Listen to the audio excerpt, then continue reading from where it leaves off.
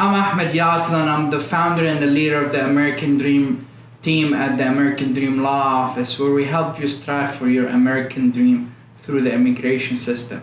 So a lot of us have been watching in awe what's been going on around the country because of the murder of Mr. Floyd. While I appreciate my clients going out and demonstrating for this injustice, some arrests while demonstrating might actually have grave effects on your immigration status. So I wanted to post this video to talk about some of the possibilities that might happen if you do get arrested while demonstrating in the United States. So I will answer a couple of questions. One of them is, does the First Amendment apply to non-US citizens? That's the first question. Second question is, if I do get arrested and I get charged, what effect would that have on my immigration status? And number three, what should you do if you actually do get arrested? Who should you call and what you should do when the cops apprehend you? So that's the first question is, does the First Amendment apply to me as an immigrant in the United States? And the short answer is yes. A lot of you know that the Bill of Rights are the first 10 amendments of the United States Constitution. So yes, they apply to people who are non-United States citizens. So you're, as a non-United States citizen, you're allowed to demonstrate.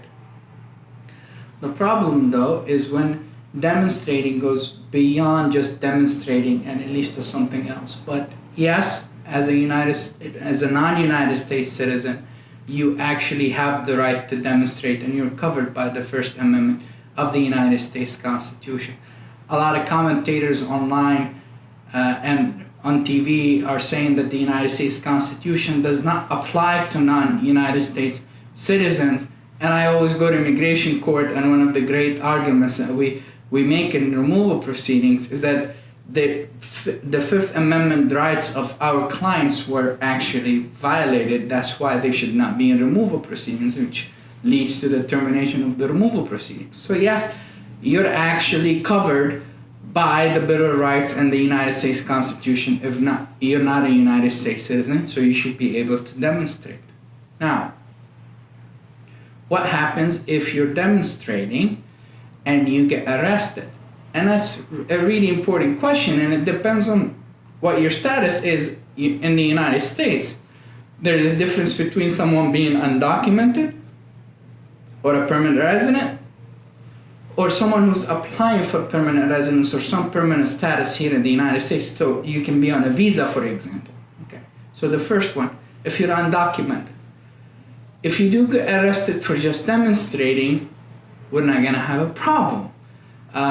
The problem though that arises is that a lot of those police departments have signed agreements with ICE to apprehend and transfer people. They're called 287G memoranda, and they transfer people to immigration. So if you get arrested and you're undocumented, just be careful and please don't get arrested. So if you're demonstrating, try to not get arrested if you're undocumented. But there is a chance, if you're living somewhere that actually signed a 287G agreement with ICE, that you will end up in removal proceedings. So please, please, please, please, please be careful if you do demonstrate.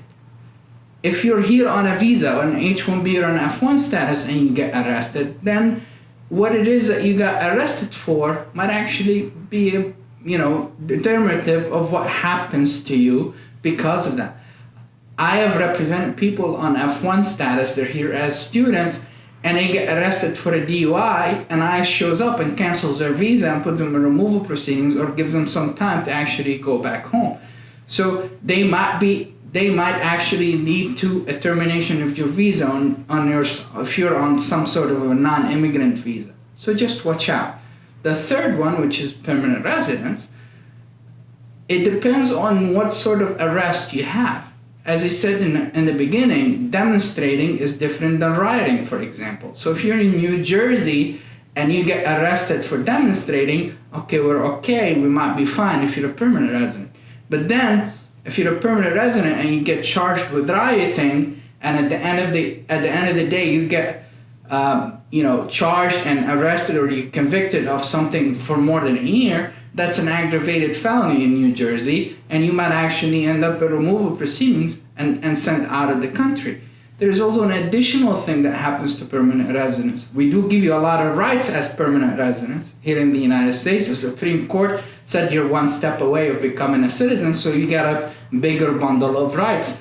The problem, though, if you do get arrested and you end up getting charged with a crime and that charge did not get dropped, then we're talking a bigger problem, because if you're trying to apply for citizenship under the 3 or the 5 year rule, that mere arrest and the charge, that will make the clock restart for your good moral character clock. So if you're trying to apply for citizenship and you get arrested and charged and put under probation, that clock doesn't start until after the probation and the case is dismissed. Then you have to wait the 3 or the 5 years again.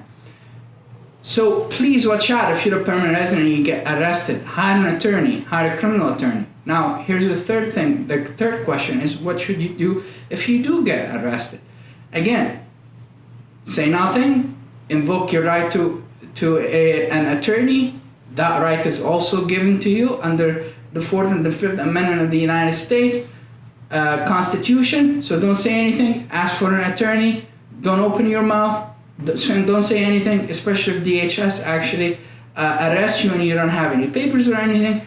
Do that. Leave a phone number for an attorney with your family to call you in case you get arrested. And then you know that you can always call me 24/7 at 1-888-96-DREAM. That's 1-888-963-7326. And I'll be more than happy to speak to you. Thank you for listening. Please share it. Like us on those social media networks. Share it. Comment. I would love to hear from you.